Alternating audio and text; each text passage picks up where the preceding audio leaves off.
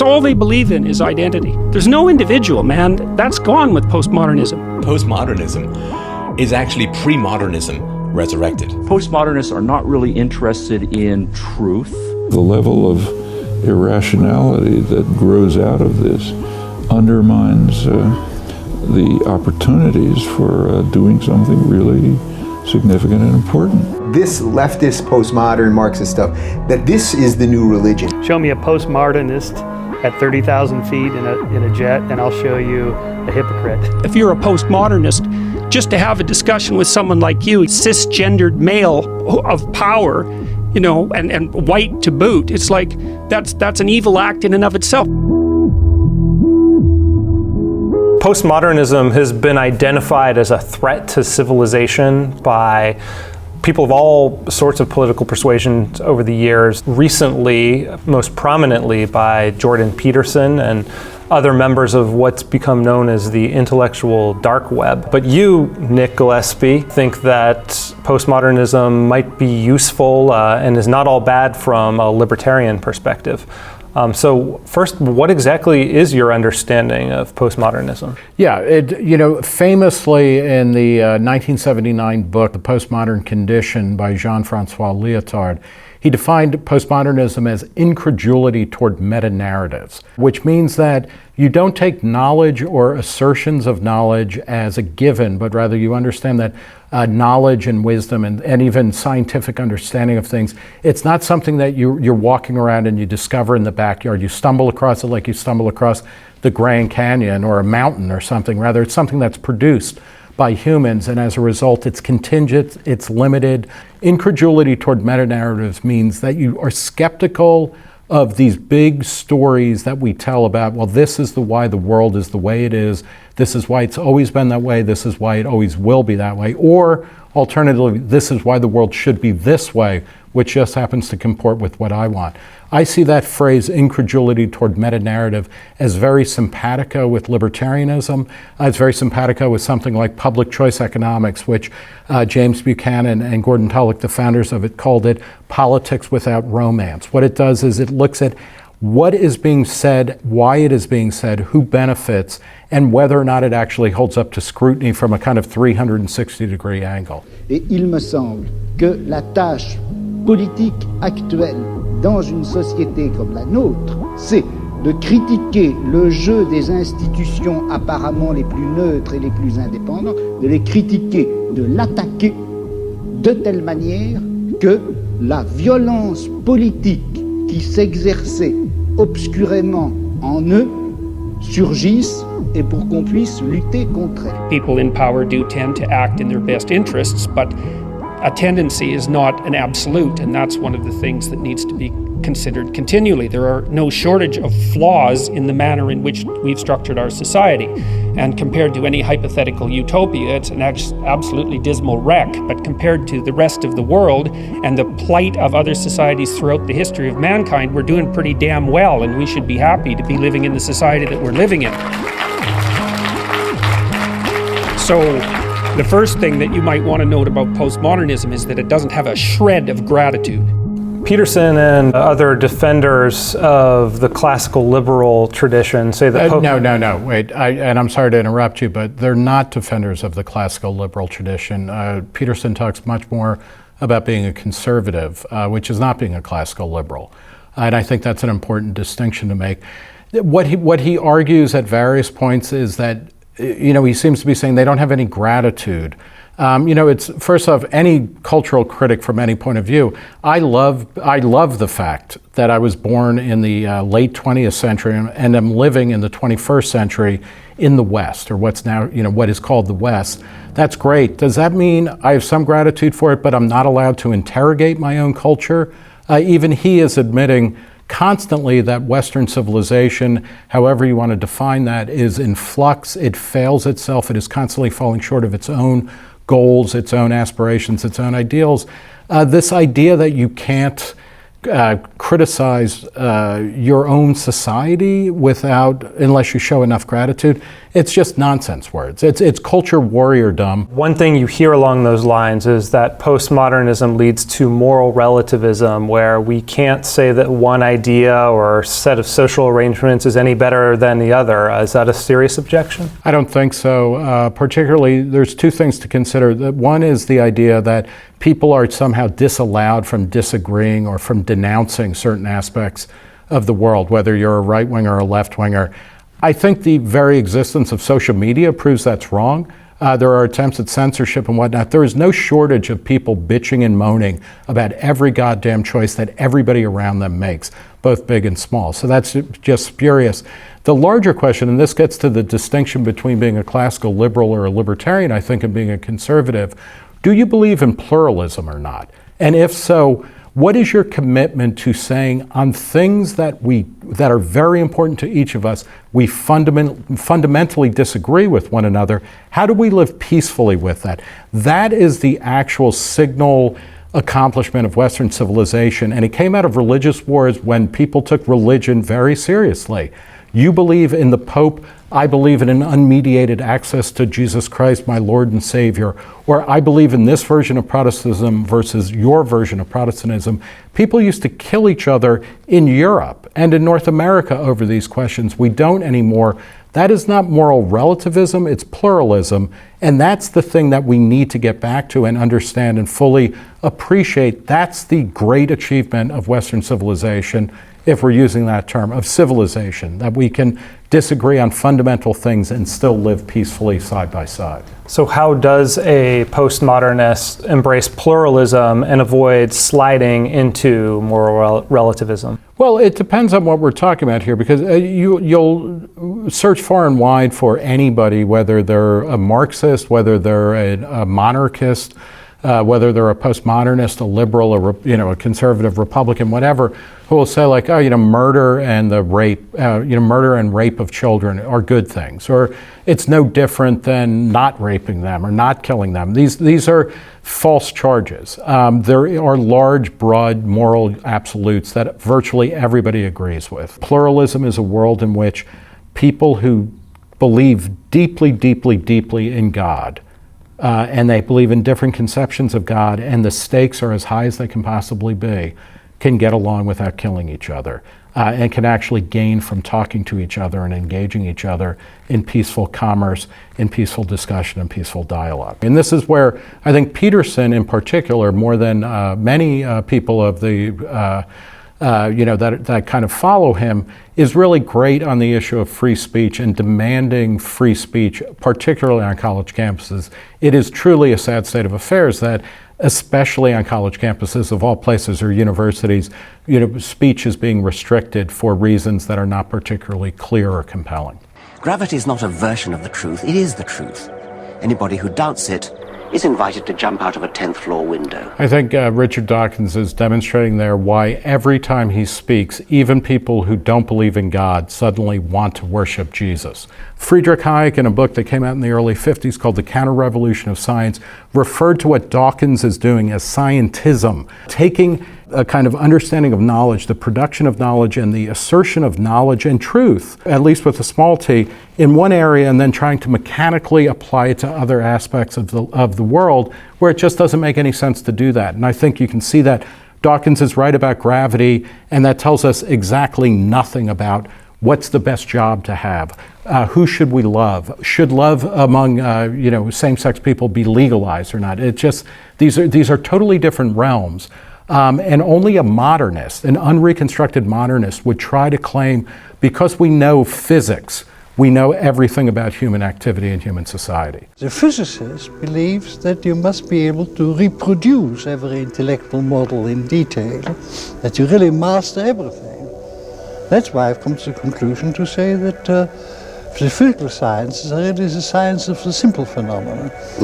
As you move from the physical sciences, the biological and the social science, it gets into more and more complex phenomena. And the essence of complex phenomena is that you can explain the principles on which they work, but you never can master all the data which enter into this complex phenomena. Therefore, Even a perfect theory does not yet enable you to predict what's going to happen. Does postmodernism undermine productive conversation by questioning the validity of, rationality itself? I mean, we work at a place called Reason that purports to believe in, reasoned dialogue, and without dialogue, it seems like the only recourse you have is tribalism, and that might partially explain the rise of identity politics, which is what seems to concern Peterson. Is postmodernism and productive dialogue, are those two things compatible?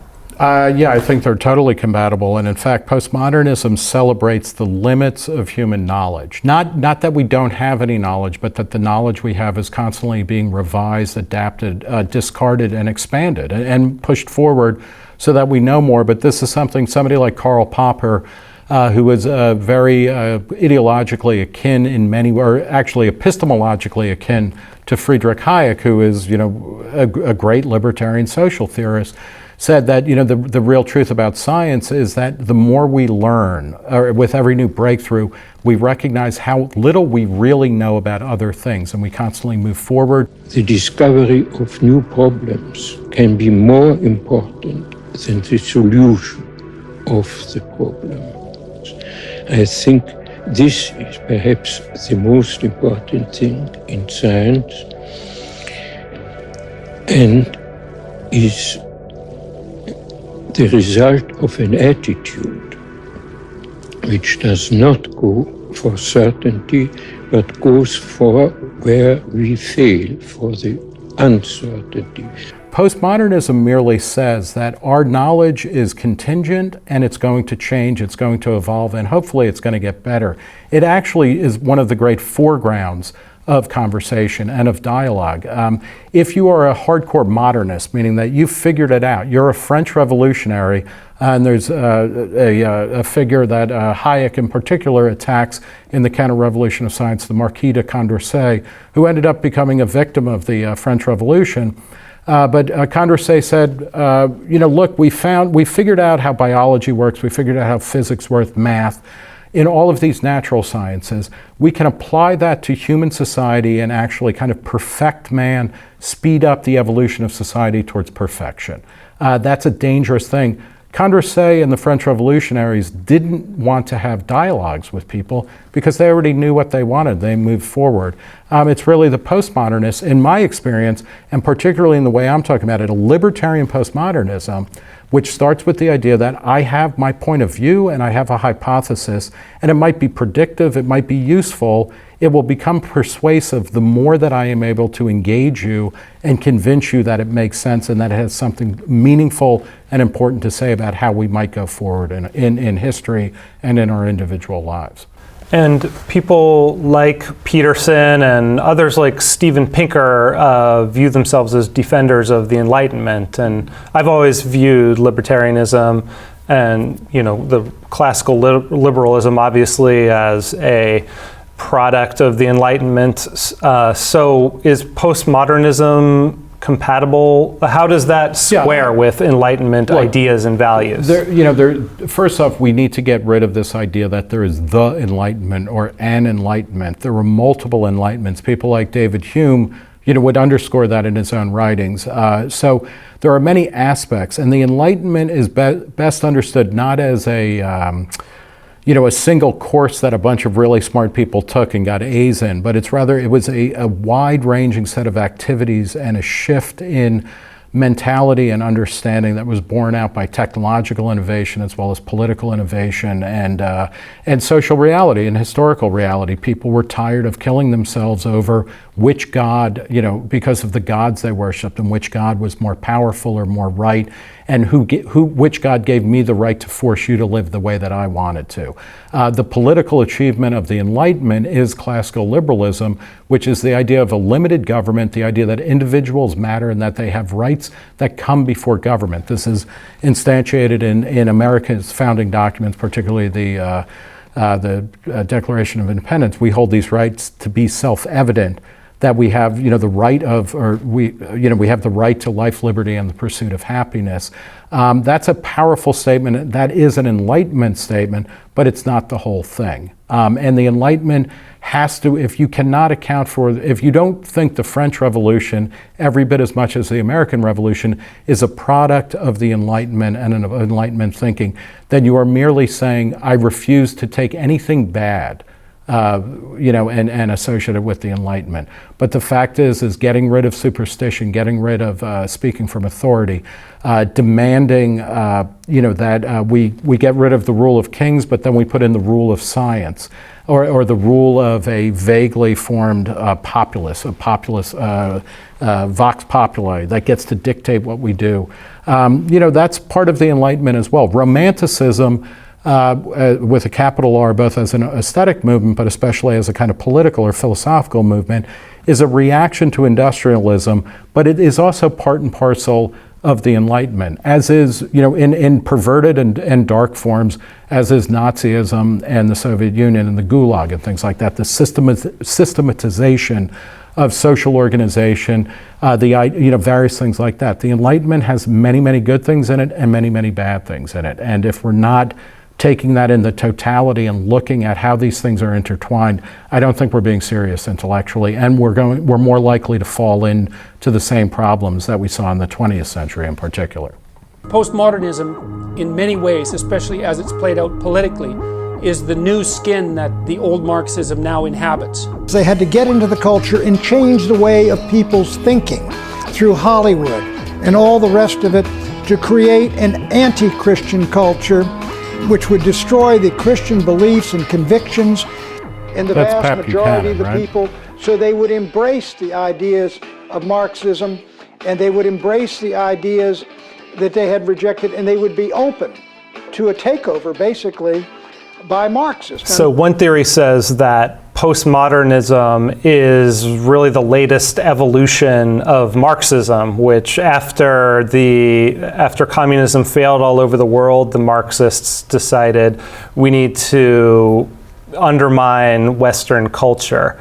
Is postmodernism Marxism in disguise? No, and actually, back when I was going to grad school, if you liked something, you would call it postmodern because you wanted it to be a positive thing. Now, if you dislike something, I think you tend to call it postmodern.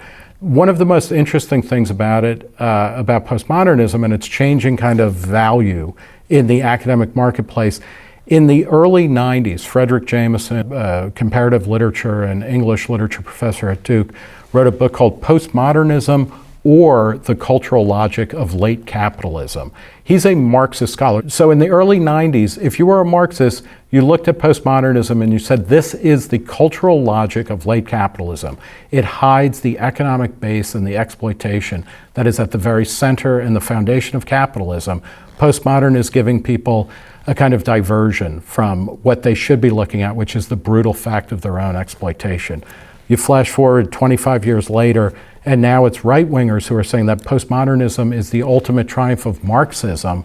It's a little bit confusing to me because what drops out of all of this is the role of the consumer and the producer in what we're talking about and any stable definition of what it means to be postmodern. The French postmodernists, people like Foucault, what was their relationship like to Marxism? Both he and Derrida were seen as antagonistic to Marxism. They were not sufficiently political or ideological in a way that, for instance, celebrated the Soviet Union or were highly politicized.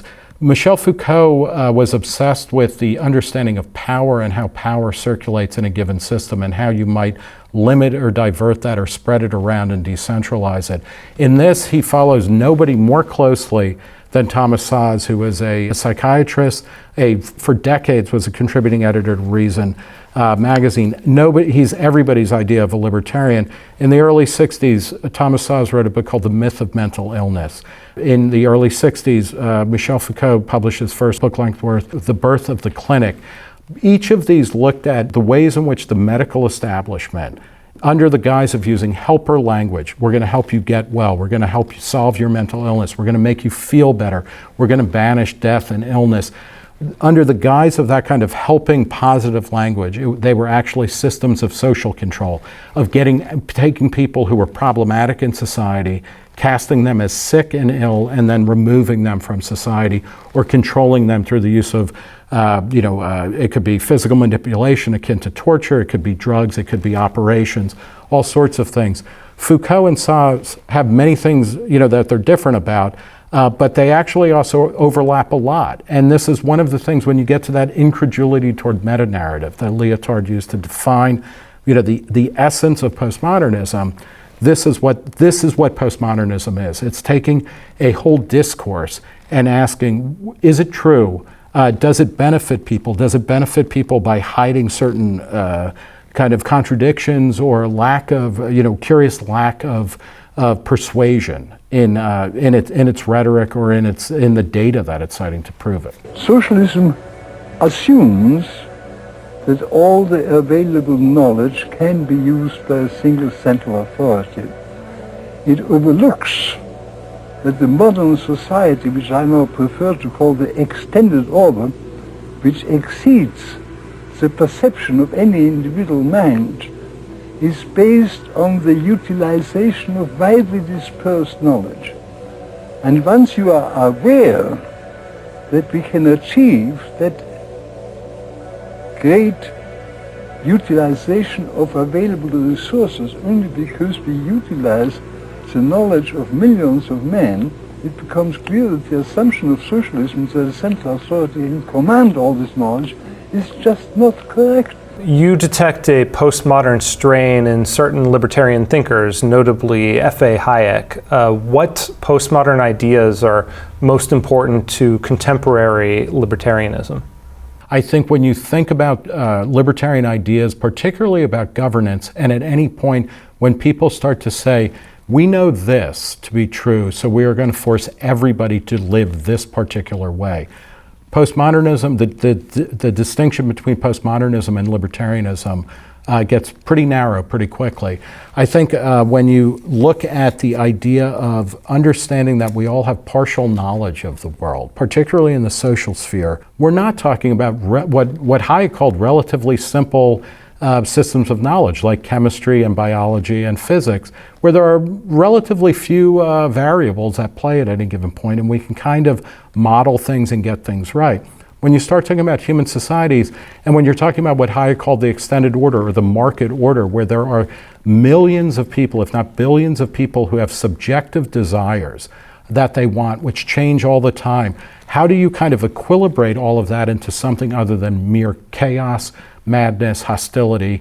One of the ways you do that is by recognizing the limits of your knowledge rather than demanding that everybody accede to what you consider to be the full knowledge of what is right, what is proper, what is valuable, what is not. And this is also one of the reasons why Marxists back in the day hated postmodernism, because it was antithetical to Marxism, which believed that there is an inherent value or an inherent essence in any given situation, and that's not subject to flux. That's one of the reasons they hated capitalism, is because they felt like values go up and down in a way that it's very difficult. You can't plan, you can't do this, you can't do that. You certainly can't control how people are going to act and react to things. One of the great things that libertarians have done, Hayek certainly, Ludwig von Mises, Milton Friedman, Ronald Coase, they would go back through history and they would show a lot of the things that we thought were true actually weren't.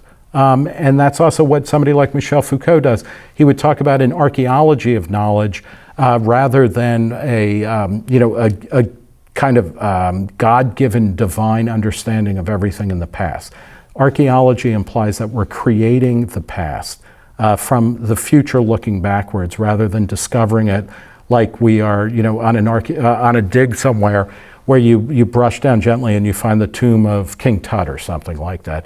These are human creations, and we should not mistake the map that we're drawing for the actual territory we're trying to describe. There were times where people who might call themselves postmodernists or whatever would say, well, science is just another story we tell. It's no different than the Bible. It's no different than than a bedtime story, and it actually serves the nefarious ends of a patriarchy or this or that. And we recognize that fully. Like when, during the Cold War, people would look at the way that the Soviet Union political prisoners were invariably called psychiatric patients, and they were put in mental institutions. But of course, that couldn't happen here because we're an open society. People like Saz and Foucault challenge that in a way that is very difficult to kind of accept. It's hard. But, growing up, there were all kinds of medical, truths that we held to be self-evident. Go ask women who went to high school, graduated high school before about 1995, ask them if they pole vaulted on the track team. It was a given. It was a scientific fact, a medical fact, that women just didn't have the upper body strength to pole vault. So you didn't have pole vaulters at the high school and the college level. You do now, because it turns out actually that a lot of the things that we thought about women in particular is just false, like as a question of physiology. But then there are other things where it's like, well, women, throughout history, and this is where postmodernism grants the idea that we're not perfect and that we make a lot of mistakes and we gain more knowledge as we move forward through time, rather than truth being revealed once and for all in some kind of biblical or religious ecstasy. But women for a long time, well, they shouldn't have the vote because women have menstrual periods and that changes the way they think. Or maybe it's not that women can't think so well, but it's they're always trying to, they're either too bound to their body or they can abstract out of certain situations because their brains are different than men. And we find as we get into more of this stuff, there are real biological differences, obviously, between men and women, but they don't always show up the way that we think, and they don't always mean what we think they mean in social situations. And that's one of the key things. And again, to go back to Hayek and the counter-revolution of science, the whole point isn't that scientific knowledge doesn't exist and that it doesn't work within that sphere. But somewhere, and he identifies it as being in the early 19th century, particularly in continental France, science was taken out of the realm of the natural research sciences and brought to bear on human organization. That's the primary abuse, is taking science out of its category, out of its realm where it actually was explanatory and powerful, and putting it into human society where it actually doesn't do a very good job of helping us understand society or people. What are the aesthetics of postmodernism and how do they affect our perception of art and media? What postmodernism does, certainly in TV shows, in architecture, in art, it kind of celebrates and foregrounds the creation of meaning rather than kind of trying to show a perfectly finished product at the end that seems to have just come out of nowhere. Postmodernism is constantly bringing to the fore the idea that you are constructing meaning by watching things. The Simpsons is paradigmatic in this case in the 90s. The Simpsons is rife with examples where the TV family is watching a TV family that's watching a TV family, and they're kind of figuring out, how do you consume this critically? How do you construct meaning? What are the tropes? What are the motifs? What are the narrative forms that are used to kind of make you think something is normal or natural, when in fact it's all weird and fucked up? Postmodern art tends to be self-aware, reflexive. What if an entire Q&A were in fact pre-scripted to some degree? And what if the interviewer tipped his hand a bit to the audience at some point? What would that, for instance, say about the conversation or about conversation in general? Or what would it say about postmodernism? I think it's probably already happened in this video, and it will in every other conversation that you have. Everything, if we take Rick and Morty and the multiverse seriously, all of this has already happened, and it will continue to happen in an infinite number of ways and different times. Our time is fractured. You two somehow created a feedback loop of uncertainty that split our reality into two equally possible impossibilities. We're entirely hypothetical. But I thought there were infinite timelines. We're not on any timeline, dummy. Look. Oh my god! Are those cats? I assume they're Schrodinger's cats. Or actually, I assume they both are and aren't, just like us. Mystery Science Theater 3000, it would show bad movies, and that while three people, or one man and two robots usually, it gave running commentary on it. And it allowed, again, what it calls attention to is its own creation and construction of meaning and of value and of things like that. And I think that's a very useful thing in a media age, in a world where we are meeting more and more different people from more and more different places and more different backgrounds. That's a very useful aesthetic to have. How do we create meaning? How do we construct things? How do we find ourselves and define ourselves as individuals and as groups? You know, looking at that, I need to kind of take a quick revision, or I want to roll things back or kind of go in a slightly different direction about that, because the points I'm making here actually remind me of one of the most consistent blunders, I think, that critics of postmodernism make, particularly in a university context, when they're talking about identity politics. And you'll hear this again and again from people who say postmodernism is bad, postmodernism is evil, postmodernism is rotten. Postmodernism is the same thing as identity politics. If you're a postmodernist, just to have a discussion with someone like you, cisgendered male of power, you know, and white to boot, it's like that's an evil act in and of itself. In fact, postmodernism is anti-essentialism. It says that there is no one fact of our lives that totally defines us. Intersectionality, which is a current term in feminism, is actually all about saying each of us, whoever we are the product or the sum of multiple overlapping, oftentimes contradictory identities, communities, backgrounds, historical forces. And in order to fully understand things, we need to layer these things on top of one another to understand exactly where we are at any given point in time and how we might interact the most productively, the most peacefully, the most interestingly, and the most humanely with other people who we don't necessarily recognize as part of our tribe. So in a 2-hour, 15-minute debate with Sam Harris on the meaning of the word truth, Peterson had this to say. The Darwinian view, as the American pragmatists recognized, was that truths are always bounded because we're ignorant. And every action that you undertake that's goal-directed has an internal ethic embedded in it, and the ethic is the claim that if what you do works, then it's true enough.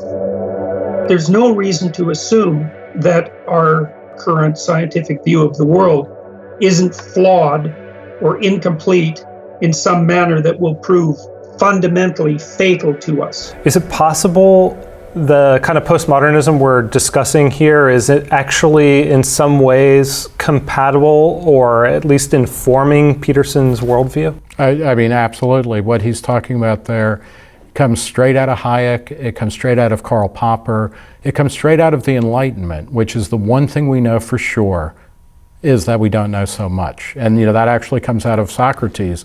So this is a pre-modern understanding of the limits of human cognition. This is part of what I think needs to be understood and accepted by people, particularly on the right, but some on the left, who are anti-postmodern because they think it means that nothing matters or that there's only nihilism and that all choices and all discourses and all forms of knowledge are equally valid. Very few people, if any, actually believe that. The only thing that we can know for sure is that we know less than we think we know. That doesn't let you off the hook. You still have to act and you still have to move into the future, but you can do it with a set of policies that are much more humble and limited, so that you're not dictating other people's lives or how to live or how to be in the world. We've tried different competing political and even philosophical ideas of governance, from a kind of liberal, contemporary liberal point of view, where we control lots and lots of parts of people's business life or their public lives, or in the conservative side, where we try to regiment people's personal lives and things like that. Libertarianism, precisely because it invokes a postmodern understanding of the limits of human cognition, gives us the space to experiment in all sorts of different ways, to run what John Stuart Mill called experiments in living, in small places where then we see, well, what's happening here? Does this work? Does it not work? I think that is one of the fundamental attractions of libertarianism in the 21st century. We are coming off 250 years of what Steven Pinker calls, the Enlightenment or the Industrial Revolution, what Jonah Goldberg in his recent book calls the miracle, which is this incredible explosion in standards of living and possibilities and equality under the law. Libertarianism is the philosophy that has not been tried yet, and it's not simply a political philosophy, but it's a belief in pluralism and a belief in individualism and voluntarism, as well as running what John Stuart Mill called experiments in living, where people are allowed to try out different ways of living. And we all learn from that, and we all kind of pick off the parts that we like, and we recombine it, we hybridize it, we mongrelize it.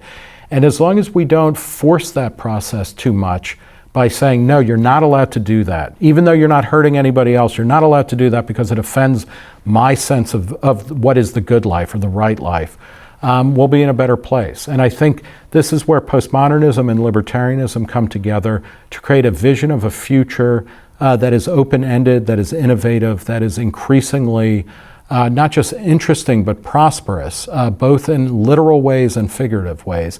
And this is something where I think a lot of people who are antagonistic to postmodernism should go back and they should read their Lyotard, they should read their Foucault, but they especially should read their Hayek if they want to understand where this comes from and the type of world that it might lead to.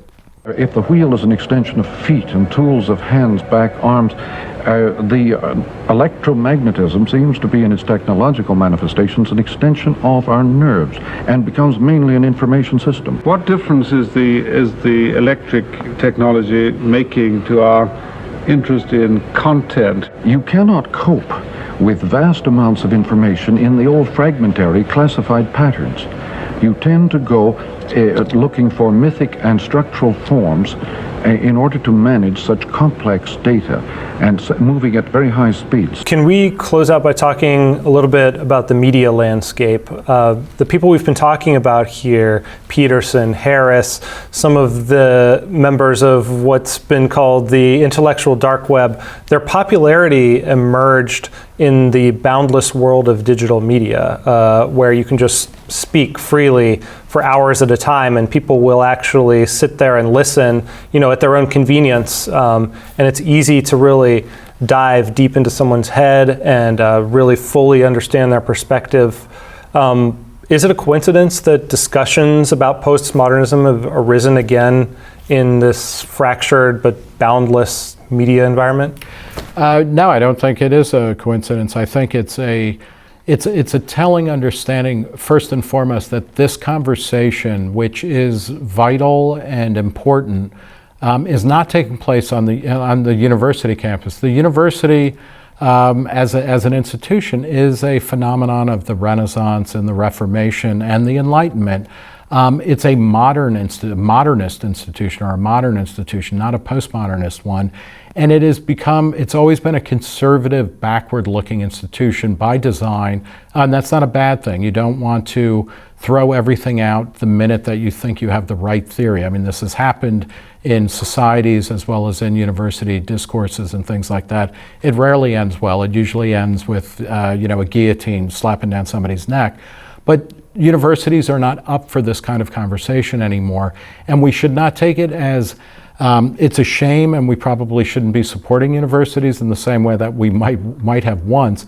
But the really important thing is not that it's not happening at the university, which oftentimes seems to be trying to squash free speech on all sorts of grounds, but rather that it is taking place, and it's taking place in alternative spaces that simply did not exist. In the same way that the Enlightenment, there are theories of the Enlightenment that the introduction of caffeinated beverages and coffee houses where people could get together without having to hide what they were talking about, but they could get together and talk about stuff while they're hopped up on caffeine. That was a huge part of how the Enlightenment got started, because you had a lot of smart people talking about stuff and building and riffing off of each other, and they had the energy to do it. In a different way today, what we're finding is, the coffee houses and the salons are taking place in alternative media that just didn't exist, and that supplementary space, which is fractured, and it can lead to a lot of bad things. A lot of, when Nazis get together in a beer hall, it doesn't end well. But it's also true that when, the great philosophers and scientists of 17th, 18th, 19th century Europe and North America were able to get together and just hash things out in a marketplace of ideas and go deep on what they cared about, it turned out pretty well. So in a weird way, we may be focusing too much on the problems of universities because they served a function.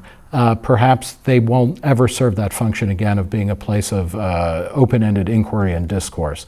And instead that's migrated into places that are more amenable to it. Well, yeah, I hope that free and open conversation just keeps going, and I appreciate the opportunity to have this one with you. For Reason, I'm Zach Weissmueller. And I'm Nick Gillespie.